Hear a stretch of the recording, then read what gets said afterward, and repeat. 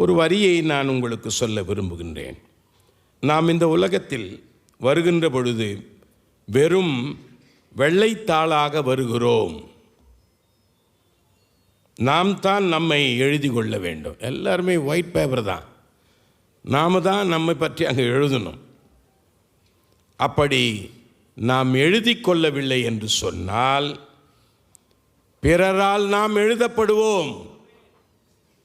இது ஒரு கவிக்கோ அப்துல் ரகுமான் சொன்ன ஒரு வரிகள்.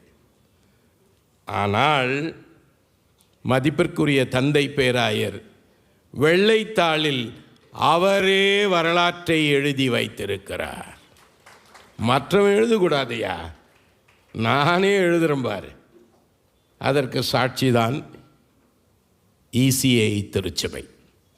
ஆகவே நான் இந்த நேரத்தில் இந்த மாபெரும் திருச்சபையை பாராட்டுகின்றேன்.